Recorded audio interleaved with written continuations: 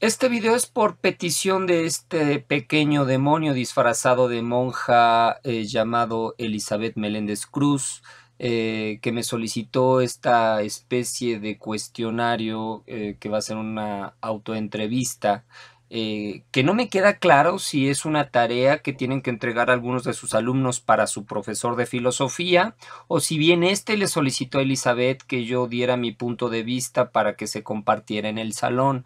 Eh, lo digo porque tal vez lo que vaya a señalar no cubra con las expectativas que están teniendo, pero he de aceptar que si hay una culpa en esto, definitivamente toda la culpa es de Elizabeth. Bueno, me llamo Ricardo, yo estudié filosofía, me dedico a la docencia de esta y a su difusión a través de la web, por medio de un blog y por medio del videoblog, junto con mi amigo Blogman Jones. Eh, Vamos a comenzar con la primera pregunta, que es ¿para qué la filosofía? ¿Para qué la filosofía? Esta es una pregunta que se realiza la gente que está fuera de ella, la gente que es ajena a esta área y que tal vez parece no le encuentra una utilidad o bien le resulta misteriosa la utilidad que pueda tener. De lo contrario, si le encontrara algún objetivo, algún valor, no lo preguntaría. Difícilmente en otras actividades y prácticas profesionales la gente pregunta un para qué de estas. Por ejemplo, de la medicina no veo a la sociedad preguntando para qué ella, porque le queda clara la utilidad que nos ofrece esta profesión. Lo mismo sucede con muchas ingenierías, con las ciencias administrativas, el derecho y tal vez incluso algunas humanidades. Sin embargo, con la filosofía mucha gente se sigue preguntando un para qué. Cuando se inventaron las universidades por ahí del siglo XIII, surgió como profesión la filosofía y es una de las más antiguas junto con el derecho, la medicina y la teología. Al parecer a la gente le cuesta menos trabajo comprender de qué tratan estas otras que lo que implica la filosofía. No creo que esta dificultad de entenderla se deba a una falta de capacidad de la gente, sino tal vez a una especie de obscuridad que los propios filósofos nos hemos encargado de generar en torno a ella, por un lado. Por el otro lado, también hay una escasa divulgación en la actualidad de lo que es la filosofía. Muy poca gente ya profesionalmente se dedica a ella, no es como en la Edad Media. Y pues esto lleva al desconocimiento de la naturaleza de esta. Pero este desconocimiento tampoco es gratuito porque además la filosofía tiene una naturaleza bastante compleja, que ya la volvemos más compleja cuando nos dedicamos los filósofos a oscurecerla. Actualmente la filosofía no es la misma que la que se impartía en la Edad Media, se ha ido transformando. Y bueno, históricamente la filosofía es algo proteico, algo multifacético, algo muy plural, que en su origen ni siquiera se da con las universidades. Al parecer la filosofía es previa a estas y algunos la remiten a Grecia con Tales de Mileto por el argumento de autoridad que dio Aristóteles.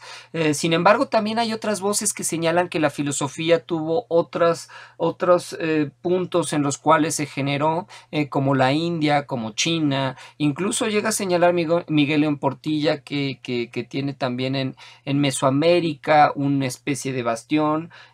Paul Radin llega a señalar que la filosofía es una actitud que acompaña al hombre desde la prehistoria y desde que hay hombres primitivos o hubo hombres primitivos ya hubo filosofía. al menos de una manera germinal, en lo que sería este pensamiento mítico. Eh, entonces, esto es parte de lo que vuelve complicada la filosofía. No hay un consenso respecto a su origen, no hay un consenso respecto a su definición. Algunos señalan que la filosofía es una ciencia desde la perspectiva aristotélico-tomista. Otros señalan que la filosofía no es una ciencia, que es una actividad de otro tipo. Que además esta actividad se debe convertir en el objetivo máximo del hombre. Otros dirían que no, que la filosofía debe ser una mera herramienta, como señala el filósofo austríaco Ludwig Wittgenstein. Y bueno, hay quienes entienden que la filosofía es útil para el ser humano, y hay quienes señalan que la filosofía es valiosa y se distingue por ser inútil. Entonces, bueno, no hay tampoco una visión uniforme de la filosofía. Fernando Savater muy sabiamente señala que la filosofía en realidad no es una sola, que la definición de filosofía es múltiple y hay tantos conceptos de filosofía como filósofos puede haber. Si bien tal vez esto en algún contexto podría ser exagerado, si bien podríamos poner en duda que cada filósofo tenga su propio concepto de filosofía y no se generan ciertas corrientes con conceptos homogéneos, aún así la filosofía sigue siendo bastante diversa. Hay quienes entienden a la filosofía como una especie de descubrimiento de una verdad perenne, de una verdad eterna. Hay quienes entienden que la filosofía más bien es una especie de lucha perdida de antemano por alcanzar tal verdad absoluta, y que no puede haber, como lo señalaría la metáfora, perdón, la anécdota que nos cuenta Diógenes Laercio. En realidad no puede haber un sabio que pueda dar cuenta de estas verdades últimas, de estas verdades trascendentes, sino que a lo que puede aspirar el filósofo es a ser un amante de la sabiduría, aún estar en el camino de alcanzarla sin nunca llegar a ella, porque pues realmente esta sabiduría estaría en el ámbito de los seres divinos. Incluso hay quien llega a señalar que la filosofía nos conduce hacia Dios, y hay quienes señalan que la filosofía y la religión, o la filosofía y la concepción de lo divino, están peleados. Por lo tanto, creo yo que la filosofía no es algo, por más esfuerzos que se hayan hecho por volverla algo objetivo, no es una categoría objetiva, es una categoría subjetiva, y que no por esto, no por ser relativa, no por ser plástica, pierde su valor, sino al revés. Ahí encontramos esta riqueza, ahí encontramos la profundidad que nos arroja ella. La filosofía, entonces, tiene un para qué en función de cada individuo. ¿Para qué hacer filosofía? Para encontrar las respuestas vitales que cada individuo busca en su propia historia personal. ¿Para qué hacer filosofía? Creo que eso no lo respondería igual un filósofo religioso que un filósofo ateo. ¿Para qué hacer filosofía? No lo respondería igual alguien que considera que la filosofía es útil que aquel que considera que la filosofía es inútil. ¿Quién tiene razón? Creo que no podríamos decir que un pensador sobre el otro, porque la filosofía apunta a búsquedas personales que dialogan en un mare magnum de propuestas. Y entonces, ¿para qué la filosofía? Yo soy de la idea que es para encontrarse a sí mismo, para encontrar sus propias respuestas. Está una vieja definición de este amigo Sócrates, que dice: conócete a ti mismo y conocerás a los dioses y al universo. Y este rol se le suele asignar a la filosofía, y aunque suena trillado, creo que sí responde todavía a esta necesidad que tiene el hombre de darse respuesta a sí mismo sobre el sentido de su existencia. Y la filosofía entonces es una plétora de respuestas articuladas que se han dado y que la gente se va acercando a unas y otras según las afinidades que encuentra con ellas. La segunda pregunta es ¿cómo hacer filosofía? Creo que la respuesta más inmediata sería como Dios te dé a entender. Independientemente de que creas en él o no, eso es lo de menos, lo que implica el sentido de esta frase es haz filosofía como tú puedas, ¿no? Creo que lo más loable no es tanto este método que se trate de construir, sino la intención de encontrar una respuesta. Claro que los métodos son muy útiles, los métodos nos facilitan encontrar caminos por los cuales podamos encontrar ciertas respuestas. Los métodos ya tienen no solo un encanto en lo que arrojan, sino un encanto en la construcción de estos, pero los métodos filosóficos también son abrumadoramente variados.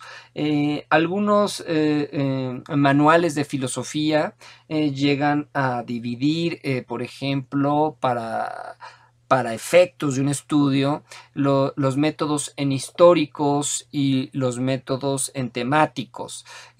Así que unos estarán siguiendo claramente un diálogo con la tradición que denominamos religiosa, que viene desde los griegos hasta lo contemporáneo, y otros más bien lo que tratarán es de hacer una reflexión metódica rigurosa sobre su objeto de estudio. Pero bueno, unos métodos nuevamente son calificados por algunos filósofos como más eficientes, como más útiles que otros. Sin embargo, aunque se pudiera ostentar esto, para otros filósofos, pues esos métodos no les llenan, esos métodos no les satisfacen y optan por elegir otros métodos de pensamiento. La filosofía no tiene un método único y entonces cómo hacer filosofía creo que es como yo pueda hacerla y punto. Se le da mucho peso a la tradición filosófica en el quehacer filosófico. Es decir, se hace filosofía regularmente a través de lo que han dicho los filósofos y difícilmente en algunas ocasiones se acepta algo como válido si no tiene como un precedente en la tradición filosófica, lo cual puede llevar a una especie de conservadurismo y a una especie de miopía respecto a los retos que a los que se puede enfrentar la filosofía. Creo que se puede también experimentar una filosofía desde fuera de la tradición y nutrirla, enriquecerla, darles nuevas perspectivas a los problemas filosóficos, a los planteamientos que no habían sido revisados con otra perspectiva. Por ejemplo, Ludwig Wittgenstein, tal vez uno de los filósofos más importantes del siglo XX, venía de un ámbito ingenieril, tenía una escasa formación en la tradición filosófica y vino a renovar la perspectiva de lo que se estaba haciendo en el ámbito anglosajón. Incluso él se quejaba de la filosofía universitaria como una filosofía inerte y pues decía que le robaban el oxígeno y que él fabricaba su propio oxígeno. Llegaba a recomendar Wittgenstein que la gente no estudiara filosofía, que se dedicara a otra cosa y si valoraba la filosofía que la practicara fuera desde la universidad. Ahora bien, no quiero señalar con esto que todo lo que se hace en las universidades también sea fallido. Hay finalmente una formación, una preparación en el quehacer filosófico valiosa.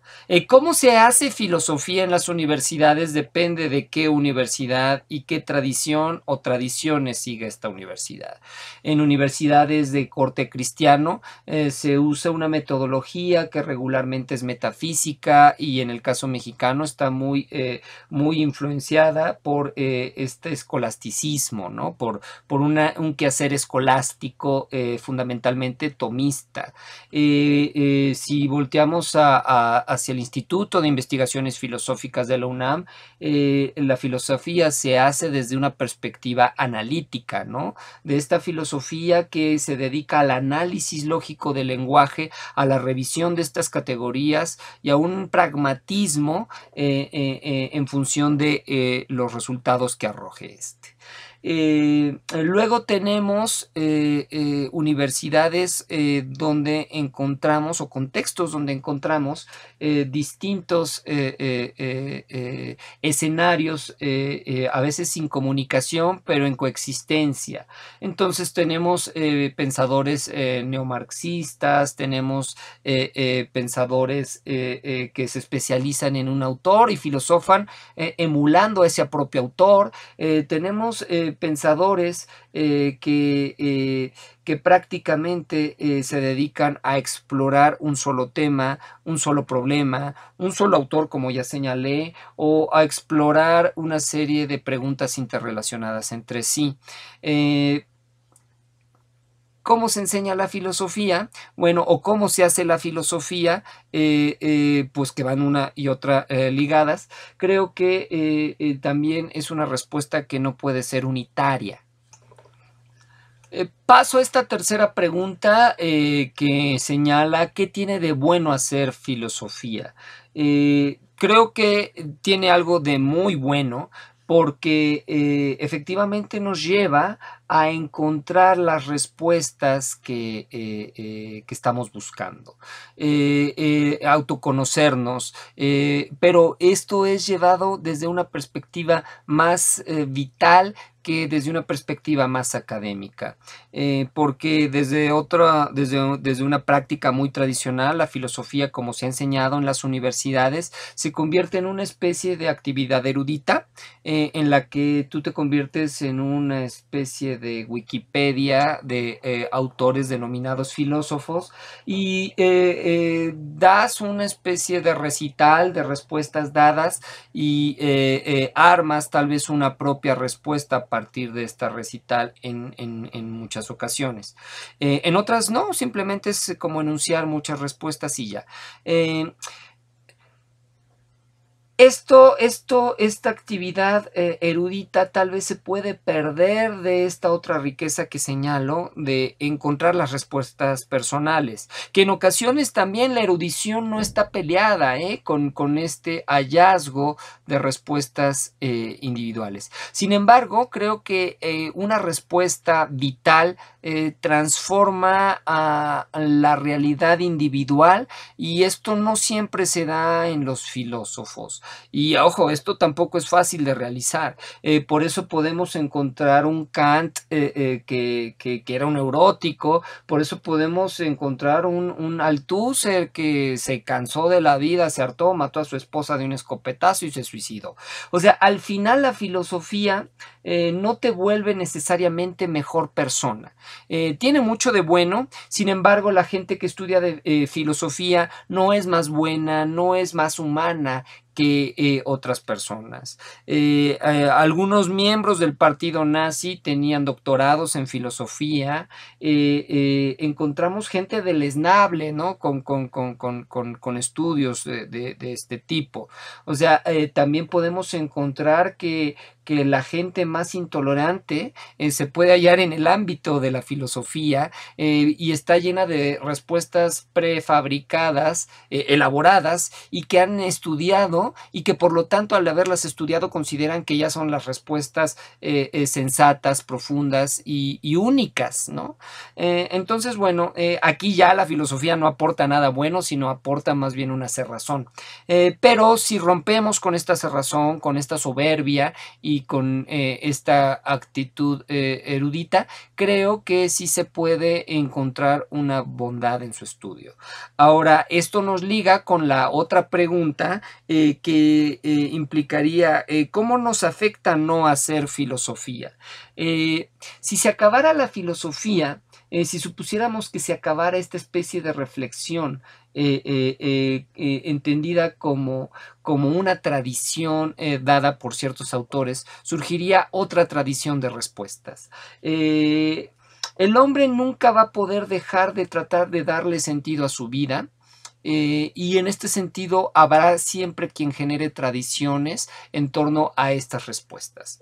El no hacer filosofía tampoco es que haga la sociedad peor. Si ya mencionamos que la filosofía no vuelve necesariamente mejor a la persona, salvo que la persona se empeñe en volverse mejor, tampoco podríamos decir que su no enseñanza o que su ausencia vuelva peor a las sociedades. Tenemos sociedades que fueron muy ilustradas, que fueron muy eruditas, que reflexionaban sobre los grandes avances de su comunidad y sus grandes valores, y nos encontramos con una Europa de la Belle Époque que prácticamente después empezó una Primera Guerra Mundial. Entonces, no necesariamente podemos señalar que la reflexión sobre los atributos que pueda tener mi sociedad o mi humanidad me lleve a garantizarla, ¿no? La introspección real de esto creo que sí puede conducir a una buena vivencia, a una transformación personal, y la privación de esto sería ciertamente fuerte. Pero uno también se podría preguntar qué tanto si una vez ya uno hizo una gran aprehensión, un gran insight, un gran aprendizaje de algo vital, qué tanto esto se pudiera perder. Yo creo que esto solo se puede perder con una especie de enfermedad mental, pero no se puede perder porque alguien quiera coartarte de tu libertad. Ejemplo, un Viktor Frankl que en los campos de concentración siguió encontrando sentido último de la realidad. No le pudieron arrebatar aquello que él había encontrado y que posiblemente siguió encontrando en esa miseria humana. Es difícil, no hay una fórmula para alcanzar este gran aprendizaje, y por lo tanto tampoco hay una fórmula para privar a las personas de aquello que poseen. Ahora, ¿por qué soy filósofo? Porque buscaba un ámbito profesional en el que pudiera no hacer nada, estar sentado, ponerme a discutir, beber y hacer malos chistes y que me pagaran por ello.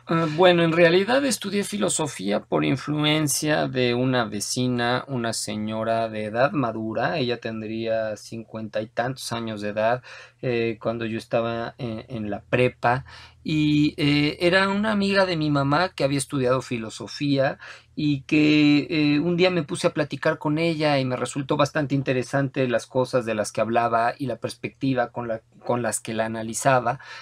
Finalmente creo que respondió a esto que señalé, que en su plática yo encontraba sentido a problemas vitales que me acongojaban. En ese momento, por ejemplo, yo tenía un gran problema con el asunto de lo divino, que lo resolví en un agnosticismo que no es fácil, por cierto, sostenerlo, porque el agnosticismo no es lo que algunos caricaturizan, de que, qué cómodo, ¿no? Considera que no se puede saber si Dios existe. En mi caso, este agnosticismo a veces veces va acompañado de la duda sobre si hay este ser divino, a veces va acompañado por una certeza de que no, pero va rodeado por la angustia que puede generar este misterio de no saber qué se puede esperar después de la muerte, o si la muerte ya es esta finalización de todo.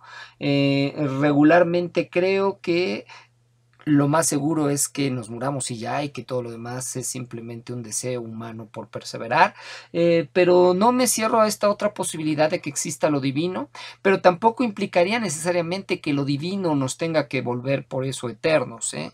Entonces, al final, el descubrimiento de lo divino no garantizaría la inmortalidad de mi alma, una plenitud post-mortem de mi existencia, etcétera. Me angustia la muerte, me angustia la injusticia. Creo que el ser humano es una criatura bastante cruel que puede tener también grandes contribuciones a su propia sociedad, que puede hacer cosas muy nobles, pero que vive en una especie de esquizofrenia en la que encontramos lo mejor y lo peor, en un abanico y con una serie de gradaciones impresionantes. Entonces, ante esto, bueno, hay que posicionarse en la realidad, hay que ver si uno quiere transformar a la sociedad o no, si quiere transformar su vida o no, y luego buscar cómo realizarlo. La psicología también pretende hacer una especie de transformación del individuo con la psicoterapia, con la clínica, pero desde otra visión, ¿no? Y con ciertas categorías. La filosofía creo que en este sentido comparte con la psicología esa intención, pero con una forma de proceder que no parte de ciertos prejuicios teóricos, parte de otros, para lograr esta autotransformación. Eh, entonces, ¿qué es filosofía? Pues creo que sí, sigue siendo un misterio filosófico que nos remite a un conócete a ti mismo y que nos remite a un amor al saber. Al final también creo que la definición etimológica de filosofía puede seguir vigente porque aunque pueda responder la filosofía a esta búsqueda de sí mismo, como yo dije, esta búsqueda de sí mismo se da en el conocimiento de sí. Y entonces la filosofía sigue siendo este amor a la sabiduría, una sabiduría personal, una sabiduría que no debe de ser, me parece, erudita, sino una sabiduría que debe de ser introspectiva, introyectiva y una sabiduría que debemos de perseguir no para trascender en la historia de la filosofía, sino para trascender en la propia historia personal. Muchísimas gracias.